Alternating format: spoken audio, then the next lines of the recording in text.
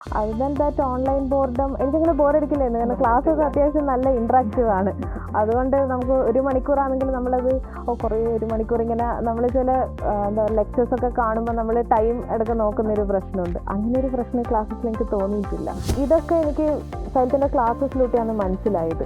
Classes അങ്ങനെയാണ് structure ചെയ്തിരിക്കുന്നത്. ഇപ്പം നമ്മുടെ GK-യിൽ വിഷ്ണു സാർ ഒരു ക്ലാസ് എടുക്കുമ്പോൾ എനിക്കിപ്പോഴും ഓർമ്മയുണ്ട്, മെഡിവൽ ഹിസ്റ്ററിയിൽ ഒരു അലാവുദ്ദീൻ ഖിൽജിൻ്റെ ഒരു ക്വസ്റ്റ്യൻ വന്നിരുന്നു മെയിൻസിൽ. അപ്പോൾ ആ ക്വസ്റ്റ്യൻ നോട്ടിലില്ലായിരുന്നു, പക്ഷേ സാറ് ക്ലാസ്സിൽ പറഞ്ഞൊരു കാര്യമായിരുന്നു. അതൊരു യുണീക്ക് പോയിന്റ് ആയിരുന്നു. അപ്പോൾ നമ്മൾ ആരും അത് റിവൈസ് ചെയ്യില്ല. എനിക്ക് തോന്നുന്ന ക്ലാസ്സിൽ ഇരുന്നവരെല്ലാവർക്കും അത് ഓർമ്മയുണ്ട്. അത് സാർ അത്ര അങ്ങനത്തെ രീതിയിലാണ് സാർ ക്ലാസ്സിൽ അത് പറഞ്ഞത്.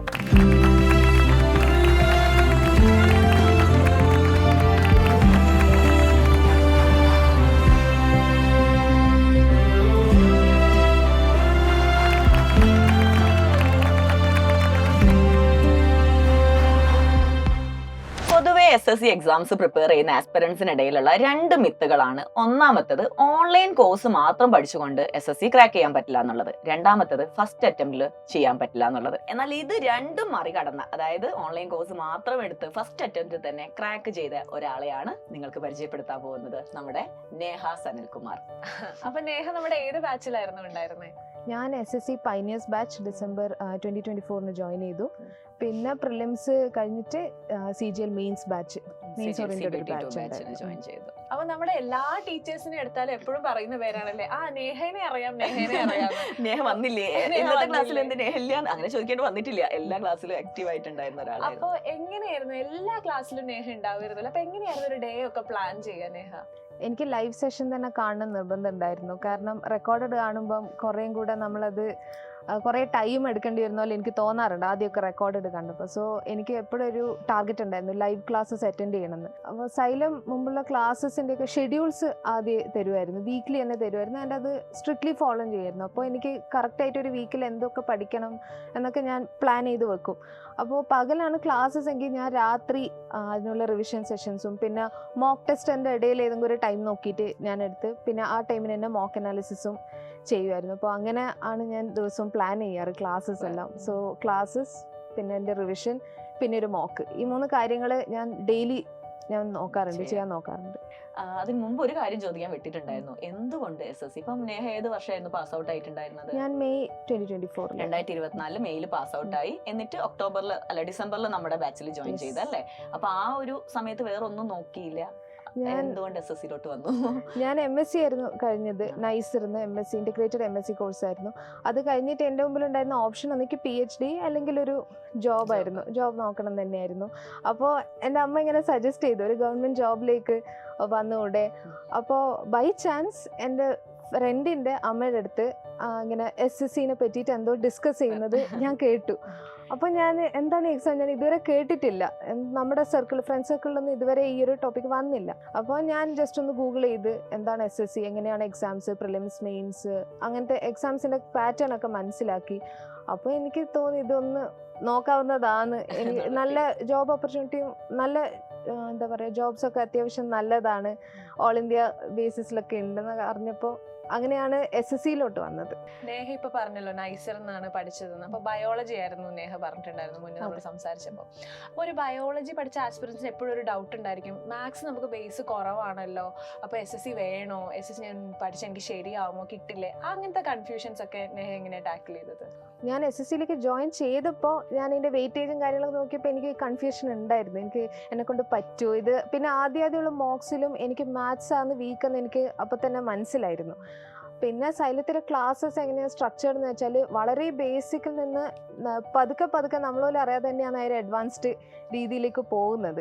അപ്പോൾ നമുക്ക് തന്നെ ഇത് മനസ്സിലാവും. ഓരോ ദിവസം ഞാനിപ്പം ഡെയിലി മോക്ക് എടുക്കും. അപ്പോൾ ഓരോ മോക്കിലും ഞാൻ നോക്കും എൻ്റെ മാത്സിൻ്റെ മാർക്ക് എങ്ങനെയാണ്. അപ്പോൾ അത് ഗ്രാജുവലി ഒരു കൂടുന്നതായിട്ടാണ് തോന്നുക. അത് സൈലത്തിൻ്റെ ക്ലാസ്സസ് കാരണം തന്നെയാണ് അങ്ങനെ വന്നത്. ഇപ്പം ചില എന്താ പറയുക നല്ല ടഫായിട്ടുള്ള ക്വസ്റ്റ്യൻസ്, ചിലപ്പോൾ ഒരു 1 ലൈനർ ക്വസ്റ്റ്യൻ ആയിരിക്കും which would be very tough. അപ്പോൾ അങ്ങനത്തെ ഒരു ക്വസ്റ്റ്യൻ ആയാലും ഒരു 1/2 പേജ് ലെങ്ത്തുള്ള ക്വസ്റ്റ്യൻ കാണുമ്പോൾ തന്നെ നമ്മുടെ ഫുൾ ഒരു ധൈര്യമൊക്കെ അങ്ങ് പോകും.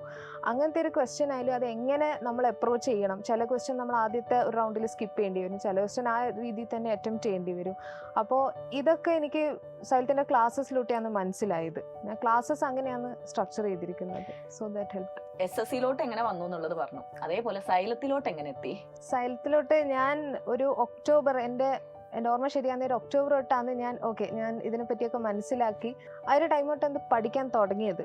അപ്പോൾ ഞാൻ യൂട്യൂബിലൊക്കെ ഫ്രീ ക്ലാസ്സസ് അവൈലബിൾ ആണ്, SSCൻ്റെ ഒരുപാട് ക്ലാസ്സസ് ഒക്കെ അവൈലബിൾ ആയതുകൊണ്ട് ഹിന്ദി മലയാളത്തിലൊക്കെ അവൈലബിൾ ആണ്. അങ്ങനെ അതൊക്കെ നോക്കി അപ്പോൾ എനിക്ക് സൈലത്തിൻ്റെ ക്ലാസ്സസ് ആണ് കുറച്ചും കൂടെ എനിക്ക് പെട്ടെന്ന് മനസ്സിലാകുന്ന രീതിയിലാണ് ക്ലാസ്സസ് ഇങ്ങനെ പറയുന്നത്. അപ്പോൾ ഡെമോ ക്ലാസ്സസ് ഒക്കെ ഞാൻ ഫ്രീ ആയിട്ടുള്ള ഡെമോ ക്ലാസ്സസ് ഇടുമായിരുന്നു ഓരോ ബാച്ചിലും. അപ്പോൾ അതൊക്കെ അറ്റൻഡ് ചെയ്തപ്പോൾ എനിക്കെന്തോ ആസ് എ ബിഗിനർ, ഞാൻ പുതിയതാണ്, എനിക്ക് അറിയില്ല എന്താണ് SSC, അപ്പോൾ എങ്ങനെയാണിത് പഠിക്കേണ്ടതെന്ന്. അപ്പോൾ എനിക്ക് നല്ല ഫ്രണ്ട്ലി കംഫർട്ടബിൾ ആയിട്ടുള്ളൊരു ക്ലാസ്സസ് ആണെന്ന് തോന്നി. അപ്പൊ നേഹ ഇതിനു മുന്നേ CGL എക്സാംസിനെ പറ്റിയൊക്കെ റിസർച്ച് ചെയ്തു എന്ന് പറഞ്ഞല്ലോ അമ്മ പറഞ്ഞിട്ട്. അപ്പോൾ നേഹയ്ക്ക് ഇങ്ങനെ തോന്നിയിട്ടുണ്ടായിരുന്നോ ഇപ്പൊ ഫസ്റ്റ് അറ്റംപ്റ്റിൽ ഇത് ക്ലിയർ ചെയ്യാൻ പറ്റും, അല്ലെങ്കിൽ ചുമ്മാ എഴുതി നോക്കാം, അങ്ങനെ ഒരു മൈൻഡ് ആയിരുന്നോ? ഞാൻ ആദ്യം പാസ് ഔട്ട് ആയി കഴിഞ്ഞ് ഞാൻ SSCനെ കുറിച്ചൊക്കെ അറിയുന്ന സമയത്ത് തന്നെ ഇതിന്റെ ആപ്ലിക്കേഷൻ സൈക്കിൾ ഓൺഗോയിങ് ആയിരുന്നു. അപ്പോൾ ഞാൻ അപ്പം തന്നെ ഈ എക്സാം ജസ്റ്റ് ഒന്ന് കൊടുത്തു. അപ്പോൾ ഞാൻ പ്രിലിംസ് എനിക്ക് എഴുതിയപ്പോൾ എനിക്ക് കുഴപ്പമില്ലാത്തൊരു മാർക്ക് കിട്ടി. അപ്പോൾ എനിക്ക് തോന്നി കുറച്ച് എഫേർട്ടും ഹാർഡ് വർക്കൊക്കെ ഇട്ട് കഴിഞ്ഞാൽ ഇതെനിക്ക് നെക്സ്റ്റ് അറ്റംപ്റ്റിലൂടെ തന്നെ ഫസ്റ്റ് അറ്റംപ്റ്റ് തന്നെ ക്ലിയർ ചെയ്യണം. ശുഭാപ്തി വിശ്വാസം ആദ്യ ആള് കൊടുത്തിട്ടുണ്ട്. അത് ഭയങ്കര മസ്റ്റ് അല്ലേ അങ്ങനെ ഒരു, കാരണം ആ ഒരു എഫേർട്ടും പറ്റില്ല എന്നുള്ളത് തോന്നുന്നതിനേക്കാളും നമ്മളെ കൊണ്ട് പറ്റും എന്നുള്ള ആ ഒരു മനസ്സോടെ തന്നെയാണ് പ്രിപ്പയർ ചെയ്തത്. അപ്പൊ ഈ ഒരു ഓൺലൈൻ ക്ലാസ് മാത്രമല്ല, നമ്മൾ ഫിസിക്കൽ എൻവയോൺമെന്റ് ഉള്ള ഒരു ക്ലാസ്സിൽ പോയിട്ടില്ല, ഓഫ്ലൈൻ ക്ലാസ്സിൽ എവിടെയും പോയിട്ടില്ലല്ലോ. ഓക്കെ, അപ്പം ഓഫ്ലൈൻ ക്ലാസ് എവിടെയും പോവാതെ ഓൺലൈൻ ക്ലാസ് മാത്രം ഇരിക്കുമ്പോൾ നമുക്ക് നമ്മുടെ കൂടെ വേറെ പഠിക്കുന്ന കുട്ടികളോ ആരും ഇല്ല. അപ്പൊ ഈ ഒറ്റയ്ക്ക് ഇരുന്ന് പഠിക്കുമ്പോൾ വെറും പഠിത്തം മാത്രം ആകുമ്പോൾ ഒരു ബോർഡം ഫീൽ ചെയ്യില്ല. അതെങ്ങനെ ഓവർകം ചെയ്തു?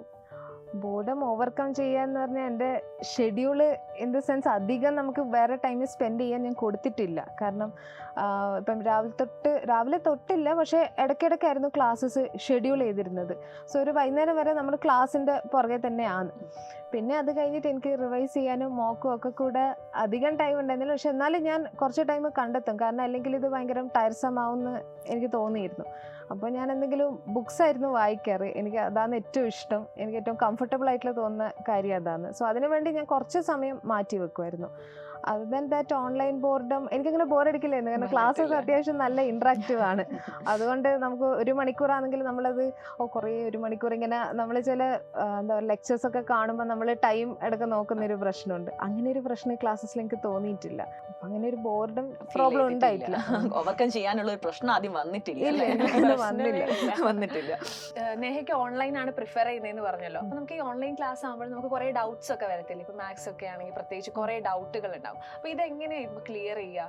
ഞാൻ അതിനുവേണ്ടി തന്നെയായിരുന്നു എപ്പോഴും ലൈവ് ക്ലാസ് പ്രിഫർ ചെയ്യുന്നത്. അപ്പോൾ ടീച്ചർ അവിടെ തന്നെ ഉണ്ടാവും. അപ്പോൾ നമുക്ക് പെട്ടെന്നൊരു ക്വസ്റ്റ്യൻ ചെയ്ത്, ഇപ്പോൾ മാത്ത് ആണെങ്കിൽ നമുക്കൊരു ക്വസ്റ്റ്യൻ ചെയ്ത് കഴിയുമ്പോൾ തന്നെ ഇതെങ്ങനെയാണ് ചെയ്ത് എനിക്ക് ഒന്നും കൂടെ എക്സ്പ്ലെയിൻ ചെയ്തു അങ്ങനെ ചോദിച്ചാൽ അപ്പം തന്നെ അത് എക്സ്പ്ലെയിൻഡ് ആയി കിട്ടും. അപ്പോൾ പിന്നെ നമ്മളൊന്ന് റീവിസിറ്റ് ചെയ്ത് ഡൗട്ട് ചെയ്ത് അങ്ങനെ ഒരു പ്രോബ്ലം അവിടെ വരുന്നില്ല. ഇപ്പോൾ ഇൻ കേസ് GK അങ്ങനെ ഏത് സബ്ജക്റ്റ് ആണെങ്കിലും ഞാൻ ലുസൻ്റ് പോലുള്ള അങ്ങനത്തെ GK ബുക്സ് ഞാൻ നോക്കാറുണ്ട്. അപ്പോൾ ഞാൻ ജസ്റ്റ് ഒന്ന് വായിച്ചു പോകും, ഒന്ന് ഒരു പ്രൈമിങ് പോലെ ഞാൻ ചെയ്തിട്ട് പോവാറുണ്ട്. ഇപ്പം ക്ലാസ്സിൽ ഷെഡ്യൂൾ മെഡിവൽ ഹിസ്റ്ററി ആണെങ്കിൽ ഞാൻ മെഡിവൽ ഹിസ്റ്ററി ജസ്റ്റ് ഒന്ന് വായിച്ചിട്ടാണ് ക്ലാസ്സിൽ പോവുക. അപ്പോൾ എനിക്ക് തന്നെ ഇത് വായിച്ചു വെച്ചിട്ടും പിന്നെ സാർ പറഞ്ഞ എന്തെങ്കിലും ഒരു ഡൗട്ട് ഉണ്ടെങ്കിൽ എനിക്ക് അപ്പം തന്നെ ഞാൻ അവിടെ ചോദിക്കും. അപ്പോൾ വേറൊരു സമയം ഞാൻ കണ്ടെത്തില്ല. ഇനി അഥവാ ഞാൻ അന്നത് വായിച്ചു വെച്ചിട്ടുണ്ട് പിറ്റേ ദിവസം ഞാൻ ഒന്ന് ചോദിക്കും. അതെല്ലാവരും നമ്മളെ ചാറ്റ് സെഷനിൽ വന്നിട്ട് കമന്റ് ചോദിക്കും. അപ്പോൾ അത് ആരെങ്കിലും ചോദിക്കുന്ന ഡൗട്ട് നമുക്ക് ഉപകാരം വരാറുണ്ട്. എല്ലാവർക്കും യൂസ്ഫുൾ ആണ്. എല്ലാവർക്കും ആ ഒരു ഡൗട്ട് അവിടെ ക്ലിയർ ആയി പോകും അല്ലേ? ഇപ്പൊ നേഹയുടെ കേസിൽ എടുക്കുകയാണെങ്കിൽ നേഹ സയൻസ് ബാക്ക്ഗ്രൗണ്ട് ഉള്ള കുട്ടിയാണല്ലോ. അപ്പൊ ഈ GK എന്ന് പറയുമ്പോൾ നമുക്കറിയാം ഹിസ്റ്ററി ഉണ്ട്, പൊളിറ്റി ഉണ്ട്, എക്കണോമിക്സ് ഉണ്ട്, ഇങ്ങനെ ജോഗ്രഫി ഉണ്ട്. അപ്പൊ ഈ ബാക്ക്ഗ്രൗണ്ട് ഒക്കെ നേഹയ്ക്ക് കുറവായിരുന്നു അല്ലേ ശരിക്കും പറയുകയാണെങ്കിൽ? അപ്പൊ അതെങ്ങനെയാ ടാക്കിൾ ചെയ്തത്? അത് ഞാൻ ഇതിൽ ഇൻട്രസ്റ്റഡ് ആയിരുന്നു. History, polity, geography, economics. ഞാൻ സയൻസ് ബാക്ക്ഗ്രൗണ്ട് ആണെങ്കിലും ഞാൻ കോളേജിലൊക്കെ പഠിക്കുമ്പോൾ അത്യാവശ്യം ഈ ക്വിസസ് ഒക്കെ ഉണ്ടാവും. എന്താ പറയുക, ഒരു കൊല്ലം ഒരു 2-3 ക്വിസസ് ഒക്കെ വരും എവറി സെമസ്റ്റർ. അപ്പോൾ അതൊക്കെ പങ്കെടുക്കും. അപ്പോൾ അതിൻ്റെ ഭാഗമായിട്ട് ഞാനിങ്ങനെ കുറച്ചൊക്കെ വായിച്ചു നോക്കും. അപ്പോൾ അങ്ങനെ നേരത്തെ തന്നെ ഞാൻ ഇതിനെപ്പറ്റി വായിക്കുമായിരുന്നു. അപ്പോൾ അങ്ങനെ ഒരു ബാക്ക്ഗ്രൗണ്ട്, ഐ മീൻ ഒരു അക്കാഡമിക് ബാക്ക്ഗ്രൗണ്ട് ഇല്ല, പക്ഷെ അല്ലാണ്ട് ഞാൻ വെറുതെ വായിക്കുമായിരുന്നു. സോ അതിവിടെ ഉപകാരപ്പെട്ടു. പിന്നെ ക്ലാസ്സസും അത്യാവശ്യം എന്താ പറയുക നല്ല രീതിയിൽ തന്നെ നോട്ട്സും കാര്യങ്ങളൊക്കെ ഉള്ളതുകൊണ്ട് അതുകൊണ്ട് ആസ് എ ബിഗിനർ ആയിട്ട് എനിക്ക് നല്ല ക്രോണോളജിക്കൽ ഓർഡർ, ഇപ്പോൾ ഹിസ്റ്ററി ആണെങ്കിൽ ആ ഒരു ക്രോണോളജിക്കൽ ഓർഡറിലാണ് ക്ലാസ് എടുക്കുക. അപ്പോൾ അത് തന്നെ നമുക്ക് ഈസി ആവും പഠിക്കാൻ. അപ്പോൾ ഞാൻ സയൻസ് ബാക്ക്ഗ്രൗണ്ട് ആണെങ്കിൽ എനിക്ക് പെട്ടെന്ന് തന്നെ ഇതിലേക്ക് സിങ്ക് ആയിപ്പോയി. ഇപ്പം നമ്മുടെ GK വിഷ്ണു സാർ ഒരു ക്ലാസ് എടുക്കുമ്പോൾ എനിക്കിപ്പോഴും ഓർമ്മയുണ്ട്, മെഡിവൽ ഹിസ്റ്ററിയിൽ ഒരു അലാവുദ്ദീൻ ഖിൽജിൻ്റെ ഒരു ക്വസ്റ്റ്യൻ വന്നിരുന്നു മെയിൻസിൽ. അപ്പോൾ ആ ക്വസ്റ്റ്യൻ നോട്ടിലില്ലായിരുന്നു, പക്ഷേ സാറ് ക്ലാസ്സിൽ പറഞ്ഞ ഒരു കാര്യമായിരുന്നു. അതൊരു യുണീക്ക് പോയിന്റ് ആയിരുന്നു. അപ്പോൾ നമ്മൾ ആരും അത് റിവൈസ് ചെയ്യില്ല. എനിക്ക് തോന്നുന്ന ക്ലാസ്സിൽ ഇരുന്നവർ എല്ലാവർക്കും അത് ഓർമ്മയുണ്ട്. അത് സാർ അങ്ങനത്തെ രീതിയിലാണ് സാർ ക്ലാസ്സിൽ അത് പറഞ്ഞത്, അത്രയും നല്ലൊരു രീതിയിലായിരുന്നു. അപ്പോൾ അതേ ക്വസ്റ്റ്യൻ ഞാൻ എക്സാമിന് മെയിൻസിന് എനിക്ക് ഒന്ന് GSലെ രണ്ടാമത്തെ മൂന്നാമത്തെ ക്വസ്റ്റ്യൻ ആയിരുന്നു അത്. ആ ക്വസ്റ്റ്യൻ കണ്ടപ്പോൾ തന്നെ എനിക്ക് ഇത് ആ ക്വസ്റ്റ്യൻ ആണല്ലോ. അപ്പോൾ നല്ലൊരു കോൺഫിഡൻസ് അവിടെ തന്നെ എനിക്ക് കിട്ടി. ഇപ്പൊ നേഹ ഇപ്പൊ ഒരു ദിവസം ഏകദേശം എത്ര സമയം പഠിക്കാറുണ്ടായിരുന്നു? ഞാൻ എൻ്റെ പഠിക്കുന്ന സമയം ഇങ്ങനെ കൂട്ടിക്കൊണ്ടുവരായിരുന്നു. അപ്പോൾ ആദ്യം ഒരു 6 hours ഡെയിലി പഠിക്കും, പിന്നെ അത് 8, 10 അങ്ങനെ. പ്രിലിംസിൻ്റെ ഒരു 2 മാസം മുമ്പ് വരെ ഞാൻ ഡെയിലി 12 hours പഠിക്കുമായിരുന്നു. പിന്നെ മെയിൻസ് സമയത്ത് എത്തിയപ്പം എനിക്കൊന്ന് ലാസ്റ്റ് 2 months ഞാൻ ഒരു 14 to 15 hours ഞാൻ സ്പെൻഡ് ചെയ്യായിരുന്നു പഠിക്കാൻ. അപ്പൊ ഞാൻ ചോദിക്കട്ടെ, ഇപ്പൊ ഈ 15 hours എന്ന് പറഞ്ഞാൽ അത്യാവശ്യം നമ്മുടെ ഒരാളുടെ ഒരു ഡേ ടൈമിൽ, അതായത് ഉറങ്ങുന്ന സമയം അല്ലാതെ നോക്കുമ്പോൾ നമ്മുടെ ബാക്കിയുള്ള ഡെയിലി റൂട്ടീനൊക്കെ കഴിഞ്ഞിട്ട് വളരെ കുറഞ്ഞ സമയം അല്ലേ നമുക്ക് അതിന് കിട്ടുള്ളൂ. അപ്പൊ അങ്ങനെ നോക്കുന്ന സമയത്ത് ഇപ്പം പൊതുവെ എല്ലാവർക്കും ടൈം അത്രയും എടുക്കാൻ പറ്റാത്തത്, പലരും സോഷ്യൽ മീഡിയയിലൊക്കെ ആക്റ്റീവ് ആയിട്ട് അല്ലെങ്കിൽ എന്തായാലും വെറുതെ നമ്മളൊന്ന് ബോറടിക്കുമ്പോൾ അതിലൊക്കെ നോക്കുന്നത് കൊണ്ടാണ്. അപ്പൊ എങ്ങനെ സോഷ്യൽ മീഡിയ ഒക്കെ യൂസ് ചെയ്യാറുണ്ടായിരുന്നോ നേഹ? ഇല്ല, ഞാൻ സോഷ്യൽ മീഡിയ കംപ്ലീറ്റ്ലി അൺഇൻസ്റ്റാൾ ചെയ്തിരുന്നു. ഇൻസ്റ്റ അതുപോലത്തെ സോഷ്യൽ മീഡിയ ആപ്സ് ഒന്നും ഞാൻ യൂസ് ചെയ്യാൻ, എനിക്ക് ആദ്യം അതിനോട് വലിയൊരു താല്പര്യം ഇല്ലായിരുന്നു. അപ്പോൾ എനിക്ക് അങ്ങനെ ഒരു ഡിറ്റാച്ച് ചെയ്യാൻ അങ്ങനെ ഒരു പ്രത്യേക ടൈം ഒന്നും വേണ്ടി വന്നില്ല, ആദ്യം യൂസ് ചെയ്യാറുണ്ടായിരുന്നില്ല. പക്ഷെ അതേപോലെ തന്നെ പൊതുവെ നമ്മൾ ടെലഗ്രാം ഗ്രൂപ്പുകളിലൊന്നും നേഹനെ കാണാറില്ലായിരുന്നു അല്ലേ?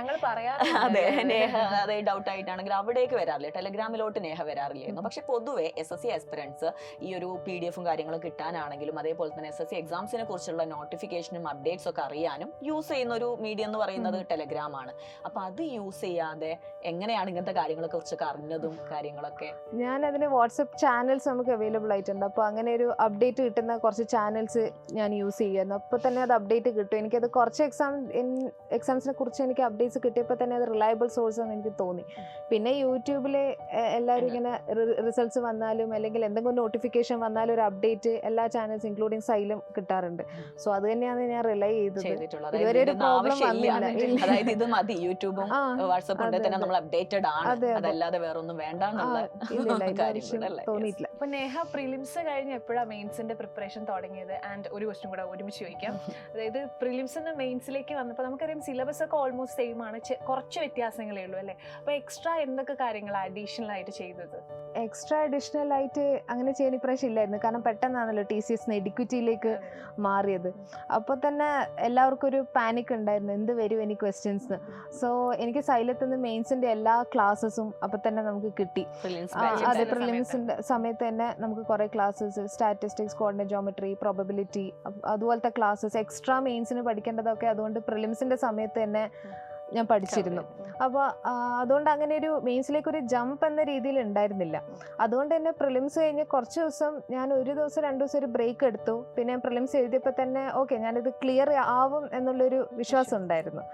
അപ്പോൾ ഞാനൊരു 2 ദിവസത്തിനുള്ളിൽ മെയിൻസിന് വേണ്ടിയിട്ട് പ്രിപ്പറേഷൻ സ്റ്റാർട്ട് ചെയ്തിരുന്നു. പിന്നെ എനിക്ക് പ്രിലിംസിൽ ഈ മെയിൻസിൻ്റെ ടോപ്പിക്സ് ഒക്കെ പഠിച്ചുകൊണ്ട് ഒരു കോൺഫിഡൻസും ഉണ്ടായിരുന്നു. അപ്പോൾ അങ്ങനെ സ്റ്റാർട്ട് ചെയ്തു. ഇപ്പൊ നേഹ നേരത്തെ പറഞ്ഞല്ലോ മാത്സ് ആയിരുന്നു വീക്ക് ആയിട്ടുണ്ടായിരുന്ന ഒരു സബ്ജക്ട് എന്ന് തുടക്കത്തിൽ നോക്കിയ സമയത്ത് കണ്ടു എന്നുള്ളത് പറഞ്ഞല്ലോ. അപ്പൊ ഓഫ് കോഴ്സ് എന്താണ്, നമുക്ക് മാത്സിന് പ്രിലിംസ് എടുത്താലും മെയിൻസ് എടുത്താലും അത്യാവശ്യം വെയിറ്റേജ് ഉള്ളത് തന്നെയാണ്. അതേപോലെ തന്നെ പ്രിലിംസ് നിന്ന് മെയിൻസിലോട്ട് വരുമ്പോൾ കുറച്ചും കൂടെ എന്ത് വരുന്നുണ്ട്, ലെവൽ ഓഫ് ക്വസ്റ്റ്യൻസ് ഒക്കെ കൂടുന്നുണ്ട് അല്ലേ? അപ്പം അത്യാവശ്യം നല്ല ഡിഫിക്കൽട്ട് ആയിട്ടുള്ള ക്വസ്റ്റ്യൻസ് ഒക്കെ കാണുമ്പോൾ സ്കിപ്പ് ചെയ്യാറുണ്ടായിരുന്നോ അല്ലെങ്കിൽ അത് ചെയ്യാറുണ്ടായിരുന്നോ? അപ്പൊ അതെങ്ങനെയാണ് അതൊക്കെ ടാക്കിൾ ചെയ്യാൻ പറ്റിയിട്ടുണ്ടായിരുന്നത്? മാത്സിന്റെ കേസിലാണെങ്കിൽ ആദ്യം ഞാൻ പ്രിലിംസ് അറ്റൻഡ് ചെയ്ത സമയത്ത് ഞാൻ പറഞ്ഞല്ലോ മാത്സ് ആണ് എനിക്ക് വീക്ക്. സോ കുറെ ക്വസ്റ്റ്യൻസ് ഒക്കെ ഞാൻ ആദ്യം കാണുമ്പോൾ തന്നെ ഈ ഒരു നല്ല ലെങ്തി ക്വസ്റ്റ്യൻസ് ആണ് ഞാൻ സ്കിപ്പ് ചെയ്യുമായിരുന്നു. പിന്നെ വന്നിട്ട് ചെയ്യുക. പിന്നെ ആദ്യം ഒന്നും സമയം കിട്ടിയിട്ടില്ല. പിന്നെ ഞാൻ ടൈമൊക്കെ മാനേജ് ചെയ്തിട്ട് ചെയ്യാൻ തുടങ്ങി. അപ്പോഴും ഈ ലെങ്തി ക്വസ്റ്റ്യൻസ് എനിക്കൊരു പ്രോബ്ലം തന്നെ ആയിരുന്നു. അപ്പോൾ സൈലത്തിൽ നിന്നൊക്കെയുള്ള ക്ലാസ്സസ്, ഇപ്പോൾ മിസ്സിൻ്റെ ക്ലാസ്സസിലൊക്കെ നല്ല ലെങ്തി ആയിട്ടുള്ള ക്വസ്റ്റ്യൻസ് ചെയ്ത് അതിനൊരു ഷോർട്ട് കട്ട് മെത്തേഡ്സ് ഒക്കെ യൂസ് ചെയ്ത് പറഞ്ഞു തരുമ്പോൾ നമുക്കത് പിന്നെ ഒരു കോൺഫിഡൻസ് ബൂസ്റ്ററും കൂടിയാണ്. നമുക്ക് ആ ക്വസ്റ്റ്യൻ ആൻസർ കിട്ടിയെന്ന് മാത്രമല്ല, നമുക്കത് ഇനി ഇങ്ങനെയാണ്, നമുക്കും ഇനി കുറച്ച് ക്വസ്റ്റ്യൻസ് ചെയ്യാലോ എന്നുള്ള ആ ഒരു കോൺഫിഡൻസ് നമുക്ക് ഡെവലപ്പ് ചെയ്യും. അപ്പോൾ പിന്നെ അങ്ങോട്ട് മോക്സിനൊക്കെ നമ്മൾ ഈ ക്വസ്റ്റ്യൻസ് കാണുമ്പോൾ ഓക്കെ സ്കിപ്പ് ചെയ്യുന്നില്ല, ഞാൻ ജസ്റ്റ് മാർക്ക് ചെയ്തിട്ട് നമുക്കൊന്ന് തിരിച്ച് വരണം എന്നുള്ള ഒരു ഞാൻ ജസ്റ്റ് ഒന്ന് മൈൻഡിൽ നോട്ട് ചെയ്ത് വെക്കും. പിന്നെ ഞാൻ വരുമ്പം ആ ക്വസ്റ്റ്യൻ ഞാൻ അറ്റംപ്റ്റ് ചെയ്യും. പിന്നെ പ്രിലിംസ് എൻഡിലോട്ട് അല്ലെങ്കിൽ പ്രിലിംസിൻ്റെ എൻഡ് സ്റ്റേജിൽ ഒരു ലാസ്റ്റ് വീക്ക് അല്ലെങ്കിൽ ഒരു 10 ഡേയ്സിനിപ്പുറം ഞാൻ ആ ഫസ്റ്റ് തന്നെ ആ ക്വസ്റ്റ്യൻ കണ്ടാൽ ഞാനത് ചെയ്യാൻ പറ്റുമോ എന്നൊന്ന് നോക്കും. കാരണം ഷോർട്ട് കട്ട് മെത്തേഡ്സ് ഒക്കെ നമുക്ക് പറഞ്ഞു തന്നിട്ടുണ്ട്. അപ്പോൾ ഞാൻ ആ മെത്തേഡ് തന്നെ ചെയ്യുമ്പോൾ ഫസ്റ്റ് തന്നെ അത് കിട്ടും. സോ ഇങ്ങനെ ഒരു ഗ്രാജുവൽ പ്രോഗ്രസ് ആയിരുന്നു ഉണ്ടായിരുന്നത്. അപ്പോൾ മെയിൻസിലേക്ക് വരുമ്പോൾ ഒന്നും കൂടി ഒരു ലെവൽ ഡിഫിക്കൽട്ടി വന്നു. അപ്പോൾ ഞാൻ ഈ ക്രാഷ് ബാച്ച് എടുത്തിരുന്നു സൈലത്തിൻ്റെ. അപ്പോൾ ഈ CBT2 ബാച്ച്. അപ്പോൾ ഈ ബാച്ച് എടുത്തപ്പോൾ മാം ഒരുപാട് ക്വസ്റ്റ്യൻസ് ഇൻക്ലൂഡിങ് IBയുടെ ഒക്കെ ക്വസ്റ്റ്യൻസ് ഒരുപാട് ക്വസ്റ്റ്യൻസ് ചെയ്തിരുന്നു. അപ്പോൾ ആദ്യമൊക്കെ നല്ല ഡിഫിക്കൽട്ടായി തോന്നി, നല്ല സ്ട്രെസ്ഡ് ഔട്ട്, ബേൺഡ് ഔട്ട് ആവാൻ തുടങ്ങിയിരുന്നു. പിന്നെ അതിലേക്ക് ഇത് ചെയ്താലേ ഞാനിത് ക്രാക്ക് ചെയ്യുമെന്ന് ഞാൻ എന്നെ തന്നെ പറഞ്ഞ് പഠിപ്പിച്ചിട്ട് ഞാൻ ആ ക്വസ്റ്റ്യൻസ് ചെയ്യാൻ തുടങ്ങി. അങ്ങനത്തെ ക്വസ്റ്റ്യൻസ് ഞാനും ഇങ്ങനെ ടീച്ചേഴ്സ് ക്ലാസ്സിൽ ഇങ്ങനെ പറഞ്ഞിരുന്നു, ഇങ്ങനത്തെ ക്വസ്റ്റ്യൻ പേപ്പേഴ്സ് ഒക്കെ കാണുമ്പോൾ എന്തായാലും എടുത്തിട്ട് ചെയ്യണം. അപ്പൊ ഞാൻ അങ്ങനെ തന്നെ ചെയ്തു. അങ്ങനെയാണ് ഞാൻ ഒരു പേടി മാറ്റിയത്. അപ്പൊ എപ്പോഴും ഇപ്പൊ കറണ്ട് അഫയേഴ്സിന്റെ കാര്യം എടുക്കുകയാണെങ്കിൽ എപ്പോഴും സ്റ്റുഡൻസ് എനിക്ക് തന്നെ മെസ്സേജ് അയക്കുന്ന കാര്യമാണ്, മിസ് ഇത് എത്ര പഠിക്കണം, ഇതിന് സിലബസ് ഇല്ലല്ലോ, നമ്മൾ എങ്ങനെ ഈ സബ്ജക്ട് ടാക്കിൾ ചെയ്യുക? അപ്പൊ നമുക്കൊരു അച്ചീവറിന്റെ അടുത്ത് ചോദിക്കാം, എവിടെ വരെ പലരും ചോദിക്കും, എത്ര 6 മാസം മുമ്പ് വരെ പഠിച്ചാൽ മതി, 1 വർഷം വരെയാണോ? ഞാൻ പറഞ്ഞു മടുത്തു. എങ്ങനെയായിരുന്നു ടാക്കിൾ ചെയ്തത്? പ്രിലിംസ് പ്രിപ്പറേഷൻ ഞാൻ സ്റ്റാർട്ട് ചെയ്ത് 2025 അപ്പോൾ അനുശ്രീ മിസ്സിന്റെ ക്ലാസ്സിൽ തന്നെ ഇപ്പം 2024 ഫുൾ ആ ഒരു ജനുവരി ടു ഡിസംബർ കറണ്ട് അഫയേഴ്സ് എന്തായാലും പഠിക്കണം, അത് ഇമ്പോർട്ടൻ്റ് ആണെന്നുള്ള രീതിയിൽ പറഞ്ഞുകൊണ്ട് ഞാനത് പഠിക്കുമായിരുന്നു. ഞാൻ പിന്നെ എക്സ്ട്രാ 2023 ഏറ്റവും ഇമ്പോർട്ടൻ്റ് ആയിട്ടുള്ള കാര്യങ്ങളുണ്ട്, ലൈക്ക് എന്തെങ്കിലും നൊബേൽ പ്രൈസ് വിന്നേഴ്സ് അല്ലെങ്കിൽ ഏതെങ്കിലും അവാർഡ്സിന്റെ കാര്യങ്ങൾ ഞാൻ പ്രിലിംസിന്റെ സ്റ്റാർട്ടിങ്ങിൽ ഞാൻ PYQs നോക്കിയിരുന്നു. അപ്പോൾ ഞാനൊരു 2 year ബാക്ക് കണ്ടു. അപ്പോൾ എനിക്ക് എന്തായാലും 2023 പഠിക്കണോ എന്നുള്ളൊരു കൺഫ്യൂഷനിൽ ഞാൻ മേജർ ആയിട്ടുള്ള പോയിന്റ്സ്, ഇപ്പം നമ്മളൊരു ഇയർ ബുക്കിലൊക്കെ കാണുന്ന ഒരു മേജർ ആയിട്ടുള്ള പോയിന്റ്സ് ഉണ്ടാവുമല്ലോ ഒരു കൊല്ലത്തെ. അപ്പോൾ അങ്ങനത്തെ വളരെ ഇമ്പോർട്ടൻ്റ് ആയിട്ടുള്ള കാര്യങ്ങൾ 2023 പഠിച്ചു. 2024 എന്തായാലും കൃത്യമായിട്ട് തന്നെ പഠിച്ചിട്ട് അത് ഞാൻ പ്രിലിംസ് അറ്റംപ്റ്റ് കൊടുത്ത് 2025 വീക്ക്ലി കറണ്ട് അഫയേഴ്സ് ഒക്കെ നോക്കിയിട്ട് അങ്ങനെയായിരുന്നു പോയത്. പിന്നെ ന്യൂസ് പേപ്പർ വായിക്കുമായിരുന്നു. അന്നേരം ഹിന്ദു ന്യൂസ് പേപ്പർ എല്ലാ ദിവസവും പറ്റുന്ന ദിവസങ്ങളിൽ ഞാൻ വായിക്കാറുണ്ട്. അപ്പോൾ അതിൽ നിന്നുള്ള പോയിന്റ്സ് നമുക്കിപ്പം ഞാൻ PYQs നോക്കിയപ്പോൾ മനസ്സിലായപ്പോൾ നമുക്കൊരു ക്വസ്റ്റ്യൻസ് എങ്ങനെ ഫ്രെയിം ചെയ്തിരിക്കുന്നതെന്നൊരു ഐഡിയ കിട്ടുമല്ലോ. അപ്പോൾ ഞാൻ പേപ്പർ വായിക്കുമ്പോൾ ഓക്കെ ഇന്ന് പോയിന്റ്സ് ഓക്കെ ഇത് വരുമായിരിക്കും, ഇതിങ്ങനെ വരുമായിരിക്കും. അപ്പോൾ അങ്ങനെയുള്ള ഞാൻ ജസ്റ്റ് ഒന്ന് ജോട്ട് ഡൗൺ ചെയ്യും. പിന്നെ മെയിൻസിൻ്റെ സമയത്ത് വരുമ്പോൾ 2025 നിർബന്ധമായിട്ടും പഠിക്കണം, അറ്റ്ലീസ്റ്റ് ലാസ്റ്റ് 6 months. കാരണം വെയിറ്റേജ് താരതമ്യേന കുറവാണ് GSന്. അപ്പോൾ 15 questions ആണ്. അപ്പോൾ അധികം ടൈം ഇതിനെ സ്പെൻഡ് ചെയ്യേണ്ട കറണ്ട് അഫയേഴ്സിനുള്ളതായിരുന്നു ഇങ്ങനെ ഞാൻ വെച്ച സ്ട്രാറ്റജി. കുറേ ടൈം നമ്മൾ കറണ്ട് അഫയേഴ്സിന് പ്രിലിംസിന് കൊടുത്തത്ര ടൈം ഞാൻ മെയിൻസിന് കൊടുത്തില്ല. എന്നാൽ ലാസ്റ്റ് 6 months ഞാൻ തറവായിട്ട് പഠിച്ചു വെച്ചു. ലാസ്റ്റ് 1 year പിന്നെ എനിക്ക് എന്താ പറയുക 2025 അത് അങ്ങനെ തന്നെയായിരുന്നു ചെയ്തത്. ഓൾറെഡി നോട്ട്സ് ഒക്കെ റെഡി ആയിരുന്നു, പിന്നെ ക്ലാസ് PDFs ഒക്കെ ഉണ്ടായിരുന്നു. അപ്പോൾ അതൊക്കെ റിവൈസ് ചെയ്തിട്ടായിരുന്നു പോയത്. അപ്പോൾ പിന്നെ ഇപ്പോൾ എഡിക്വിറ്റിൻ്റെ പാറ്റേൺ മാറി, ക്വസ്റ്റ്യൻസിൻ്റെ പാറ്റേൺ മാറി. പിന്നെ സെലക്ഷൻ പോസ്റ്റിൻ്റെ എക്സാംസ് അറ്റൻഡ് ചെയ്തപ്പോൾ ഒരുപാട് സ്റ്റേറ്റ്മെൻറ്റ് ക്വസ്റ്റ്യൻസ് ആയിരുന്നു വന്നത്. ഇപ്പം 1-liner ക്വസ്റ്റ്യൻസ് ഒക്കെ മാറ്റി, ഇപ്പം അതൊക്കെ മാറ്റി ഇപ്പം കറക്റ്റ് 2 സ്റ്റേറ്റ്മെന്റ്സ് തന്നിട്ട് ഏതൊക്കെ സ്റ്റേറ്റ്മെന്റ്സ് ആണ് കറക്റ്റ് എന്ന് ചോദിച്ചിട്ടുള്ള ടൈപ്പ് ക്വസ്റ്റ്യൻസ് ആയിരുന്നു. UPSCക്കൊക്കെ കാണുന്ന പണ്ട് കണ്ടിരുന്ന ഒരു ടൈപ്പ് ആയിരുന്നു കണ്ടത്. അപ്പോൾ മിസ്സിൻ്റെ ക്ലാസ്സസ് വളരെ ഡീറ്റെയിൽഡ് ആയിരുന്നു. ഇപ്പം നമ്മളൊരു നോട്ട് ഉണ്ടെങ്കിൽ ഇപ്പം ഞാൻ നേരത്തെ പറഞ്ഞല്ലോ നൊബേൽ പ്രൈസിൻ്റെ ആണെങ്കിൽ ഇപ്പോൾ നൊബേൽ പ്രൈസ് ഇൻ മെഡിസിൻ എന്ന് പറയുമ്പോൾ അത് 2 കിട്ടിയ ആൾക്കാർ മാത്രമല്ല, അവർ ഏത് ഇൻസ്റ്റിറ്റ്യൂട്ടിൽ നിന്നായിരുന്നു അല്ലെങ്കിൽ അവരുടെ വർക്ക് എന്താണ്, അപ്പോൾ അതിനെക്കുറിച്ചൊക്കെ വളരെ ഡീറ്റെയിൽ ആയിട്ട് തന്നെ സ്ലൈഡ്സിലുണ്ടായിരുന്നു. അപ്പോൾ അതൊക്കെ നല്ലോണം ഹെൽപ്പ് ചെയ്തു. കാരണം അതുപോലത്തെ ക്വസ്റ്റ്യൻസ് ആയിരുന്നു CGL മെയിൻസിന് വന്നത്. 2 സ്റ്റേറ്റ്മെൻറ്റ് തന്നിട്ട് എങ്ങനെയാണ് ഏതാന്ന് കറക്റ്റ് അങ്ങനെയായിരുന്നു വന്നത്. അപ്പോൾ അതൊക്കെ എങ്ങനെ ടാക്കിൾ ചെയ്യണം, എലിമിനേഷൻ മെത്തേഡ് യൂസ് ചെയ്യാം, അതൊക്കെ മിസ്സിന്റെയും വിഷ്ണു സാറിന്റെ ഒക്കെ ക്ലാസ്സസ് ഇങ്ങനത്തെ സ്റ്റേറ്റ്മെന്റ് ക്വസ്റ്റ്യൻസ് എങ്ങനെ ടാക്കിൾ ചെയ്യണമെന്ന് പറഞ്ഞിരുന്നു. അപ്പൊ എനിക്ക് വേറൊരു കാര്യം നമ്മളിപ്പോ ഒരു പ്രിപ്പറേഷനെ സംബന്ധിച്ച് തന്നെ ചോദിക്കാനുള്ളത് 2 കാര്യങ്ങളാണ്, അത് ഒരുമിച്ച് ചോദിക്കാം. അതായത് mock test plus revision strategy എന്തായിരുന്നു നെഹയുടെ? മോക്ക് ടെസ്റ്റ് എങ്ങനെയാണ് ചെയ്തത്, അതെങ്ങനെ യൂസ്ഫുൾ ആയി, അതേപോലെ തന്നെ plus revision strategy. Mock test ഞാൻ എല്ലാ ദിവസവും എടുക്കുമായിരുന്നു. മോക്ക് മാത്രമല്ല മോക്കിന്റെ അനാലിസിസ് ചെയ്യുന്നതും പ്രിലിംസിന് വേണ്ടിയിട്ട് മോക്കിന്റെ അനാലിസിസും എല്ലാ ദിവസവും ഞാനതിന് സമയം കണ്ടെത്തുമായിരുന്നു. അത് ചെയ്യാതെ ഇത് കംപ്ലീറ്റ് അല്ല എന്നൊരു തോന്നലുണ്ടായിരുന്നു. അപ്പൊ പ്രിലിംസ് പഠിച്ചു തുടങ്ങി അപ്പൊ തന്നെ മോക്ക് എടുത്ത് തുടങ്ങിയോ? അപ്പോ ഇല്ല, ഞാൻ അതിനൊരു സമയം കൊടുത്തിരുന്നു. കാരണം ആദ്യം ഞാനൊരു ആവശ്യത്തിന്റെ പുറത്ത് മോക്ക് എടുത്തപ്പം സ്കോർ വളരെ കുറവായിരുന്നു. അപ്പൊ എനിക്ക് തോന്നി I'm not ready yet. അപ്പോൾ ഞാൻ കുറച്ച് ടൈം കൊടുത്തു. ഒരു ഡിസംബറിൽ പ്രിപ്പ് സ്റ്റാർട്ട് ചെയ്തിട്ട് ഒരു ഫെബ്രുവരി ആകുമ്പോഴേക്കും ഞാൻ ശരിക്കും പറഞ്ഞാൽ മോക്കിലോട്ട് കടന്നത്. അപ്പോഴേക്കും അതൊട്ട് കൺസിസ്റ്റന്റ് ആയിട്ട് എല്ലാ ദിവസവും മോക്ക് എടുക്കുമായിരുന്നു. പിന്നെ ടെക്സ്റ്റ് ബുക്കിലൊക്കെ ആണെങ്കിൽ ഓൾ ഇന്ത്യ ലൈവ് മോക്ക് തന്നെയായിരുന്നു കിട്ടുക. അപ്പോൾ നമ്മൾ എവിടെയാണെന്നാണ് നാഷണൽ ലെവൽ നമ്മൾ നിൽക്കുന്നതെന്നുള്ളൊരു ഐഡിയ കിട്ടുമായിരുന്നു. പിന്നെ പെർസെൻറ്റൈലായിരുന്നു കൂടുതൽ ഫോക്കസ് കൊടുത്തത്. അപ്പോൾ അങ്ങനെയാണ് മോക്സിന്റെ കാര്യങ്ങൾ എല്ലാ ദിവസവും ചെയ്യുമായിരുന്നു. പിന്നെ റിവിഷൻ സ്ട്രാറ്റജി എന്ന് പറഞ്ഞാൽ ഞാനൊരു സ്പേസ്ഡ് റെപ്പിറ്റേഷൻ മോഡലായിരുന്നു പഠിക്കുക. ഇപ്പോൾ ഒരു ദിവസം ഇപ്പോൾ ഒരു ക്ലാസ്സിൽ ഇപ്പം മോഡേൺ ഹിസ്റ്ററിന്റെ ടോപ്പിക് ഗാന്ധിയൻ എറ ആണ് എടുക്കുന്നെങ്കിൽ അത് ആ ദിവസം ഞാൻ പഠിച്ച് പിന്നെ ഒരു 7ാമത്തെ ദിവസം പഠിച്ചു. അപ്പോൾ അങ്ങനെ ഞാൻ ചാർട്ട് ചെയ്തിരുന്നു. കുറേ ദിവസത്തേക്ക് ഒരു 2 മാസത്തോളം ഞാൻ അങ്ങനെ പ്രിപ്പയർ ചെയ്ത് വെച്ചിരുന്നു. ഇന്ന ടോപ്പിക് ഇന്ന ഒരു എന്താ പറയാ ഒരു ഗ്യാപ്പിൽ പഠിക്കുമെന്നായിരുന്നു അങ്ങനെയായിരുന്നു ഞാൻ മനസ്സിൽ വെച്ചത്. അപ്പോൾ അങ്ങനെ തന്നെ ഞാൻ മാക്സിമം അതിൽ സ്റ്റിക്ക് ഓൺ ചെയ്തിട്ട് തന്നെ പഠിച്ചു.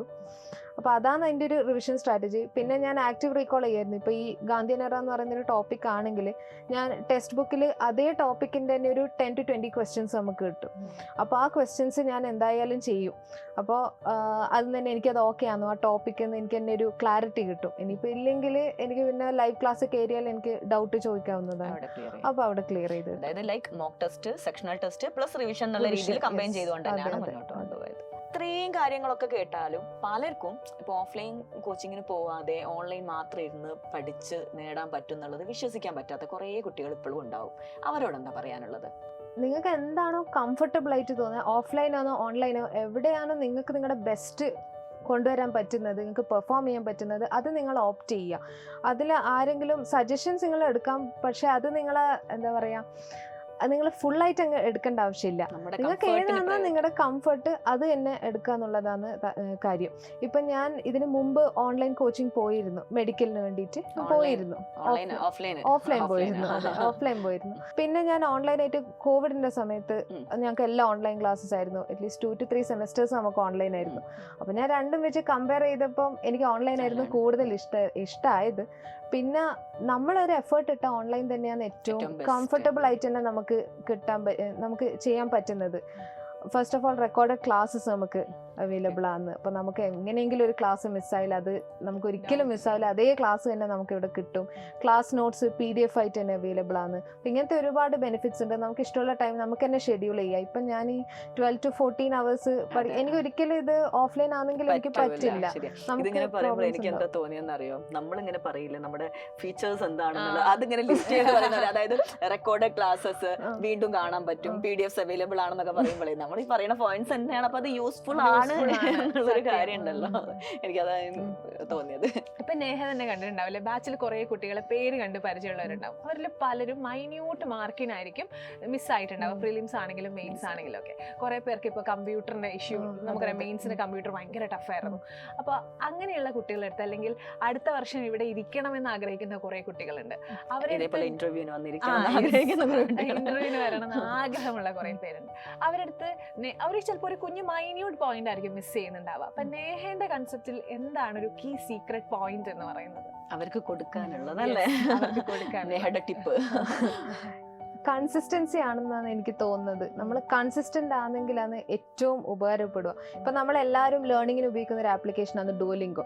ഡുവലിംഗോയിൽ നിങ്ങളിപ്പം ഫസ്റ്റ് ഡേ ഇപ്പോൾ ഒരു ലാംഗ്വേജ്, ഇപ്പം നിങ്ങൾ ജർമ്മൻ ഭാഷയിൽ നിന്ന് പഠിക്കുന്നെങ്കിൽ ഫസ്റ്റ് ഡേ നിങ്ങൾ ഒരു 8 hours ഇരുന്ന് പഠിച്ചാലും അവർ സെക്കൻഡ് ഡേ പറയും. അപ്പോൾ നിങ്ങൾ സെക്കൻഡ് ഡേ അവർ നിങ്ങൾക്ക് നോട്ടിഫിക്കേഷൻ തരും, നിങ്ങൾ എന്താ സെക്കൻഡ് ഡേ നിങ്ങൾ പഠിക്കണം, നിങ്ങൾ കൺസിസ്റ്റന്റ് ആവണമെന്ന്. സോ ഫസ്റ്റ് ഡേ നിങ്ങൾ 8 hours പഠിച്ചാലും 10 minutes പഠിച്ചാലും നിങ്ങൾ സെക്കൻഡ് ഡേ പഠിക്കണം. സോ എനിക്കും അത് തന്നെ, എൻ്റെ അഭിപ്രായം അത് തന്നെയാണ്. ഇപ്പോൾ കോളേജിൽ പഠിക്കുമ്പോൾ ഞാൻ ആദ്യം ഒന്നും പഠിക്കാതെ ഒരു സെമസ്റ്റർ എക്സാംസ് ഡിക്ലെയർ ആയി കഴിഞ്ഞാൽ പഠിക്കുന്ന അങ്ങനെ തോന്നിയപ്പോൾ എനിക്ക് മാർക്സ് കുറവായിരുന്നു. പിന്നെയാണ് ഞാൻ മനസ്സിലാക്കി എല്ലാ ദിവസവും കുറച്ച് ആയിട്ട് പഠിച്ചിട്ടാണ് ഇത് നല്ല മാർക്സ് ആയാലും എങ്ങനെയായാലും നമുക്ക് ആ ഒരു ടാർഗറ്റിലോട്ട് എത്താൻ പറ്റും. പഠിക്കാന്നുള്ള ശീലം വളർത്തിയെടുക്കാം. അതായത് തളരാതെ വീഴാതെ കൺസിസ്റ്റന്റ് ആയിട്ട് മുന്നോട്ട് പോയിട്ടുണ്ടെങ്കിൽ ഇതേപോലെ ഒരിക്കൽ എല്ലാവരും ഇവിടെ എത്തും എന്നുള്ളതാണ് എനിക്ക് പറയാനുള്ളത് അല്ലേ.